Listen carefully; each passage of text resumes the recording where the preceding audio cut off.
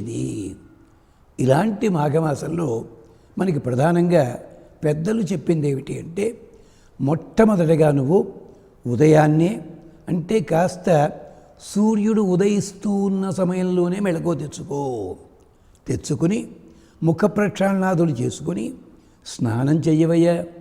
స్నానం ఎక్కడ చేయాలి? ప్రవహించే నీటిలో చేయాలి. అనగానే మీరు నుదులు చిట్లిస్తారు.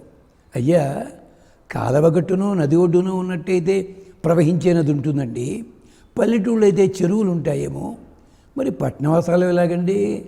ఓహో, దానికే మనకి పురాణాలు చెప్పాయి, వేదము చెప్పాయి. ఇలాంటి రహస్యాలే మీకు చెప్పుకోబోతున్నాం. ఎందుకు ప్రవహించే నీరో తెలుసునా? ముందు మాట్లాడుకుందాం. ఒకప్పుడు అంగిరసులనే మహర్షులు ఉండేవారు. వాళ్ళు చాలా గొప్పగా తపస్సు చేశారు. వాళ్ళంతా అగ్ని సంబంధమైన వాళ్ళు. కొన్ని వేల సంవత్సరాలు తపస్సు చేస్తే పుణ్యం అంతా వచ్చింది. పుణ్యం వచ్చిందాకా ఉండి సాక్షాత్తు బ్రహ్మదేవుడు ఇంద్రుడిని పంపిస్తే మీకు ఊర్ధ్వలోకాలు ఇస్తామయ్యా అన్నట్ట. అయ్యా, మా పుణ్యం అంతా ఏం చేయాలండి అంటే, ఊర్ధ్వలోకానికి వెళ్ళి పుణ్యం కాగానే మళ్ళీ కింద బతుకుతురు కానీ మీరు. అయ్యయ్యో మాకొద్దండోయ్ ఆ పుణ్యం అన్నట్ట.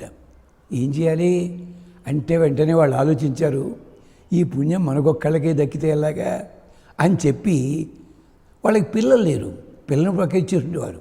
ఏదైనా అలాంటి వాడికి ఇచ్చానుకోండి, ఆ పుణ్యం కాస్త తపస్సు కాస్త మన్నాడు బోర్డు కట్టేస్తాను, తపస్సు నేర్పబడును అని చెప్పి వాళ్ళు అలా చెయ్యలే. ప్రవహించే నీటిలో కలిపారు ఆ నీళ్ళు, ఆ తపస్సుని. ఇది అధర్వణ వేదంలో మంత్రం. అంగిరస సువర్గలోకం ఎంత అప్సు దీక్షాంతపసి ప్రవేశయన్. ప్రవహించే నీటి లోపల దీక్ష తపస్సు పెట్టారట. అందుకని ఓ మానవులారా, ప్రవహించే నీటి లోపల మీరు స్నానము చెయ్యండి. దీక్ష కలుగుతుంది, తపస్సు కలుగుతుంది, పుణ్యం కలుగుతుంది.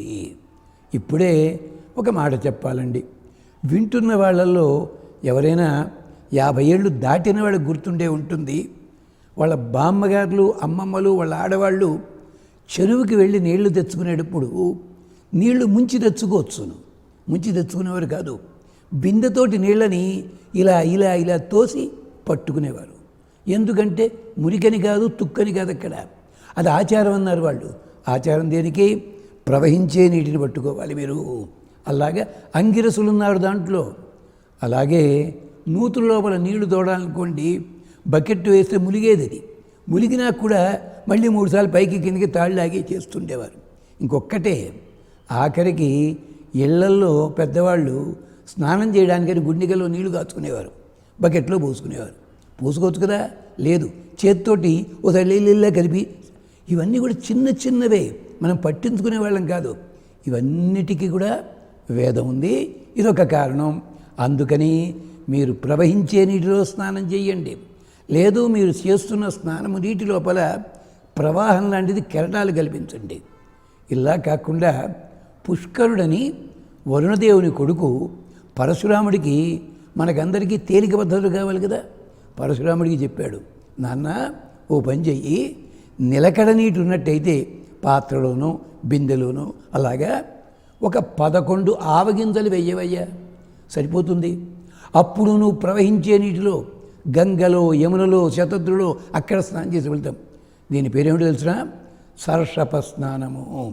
విన్నావా ఎప్పుడైనా ఇది? ఇలాంటి వాడు చెప్పారండి. అందుకని మాఘమాసంలో ముందుగా ఏం చేయాలి? ఉదయాన్నే లేవడం, స్నానం చేయడం. ఇంకో కారణం కూడా ఉంది, అది కూడా మనం చెప్పుకుందాం.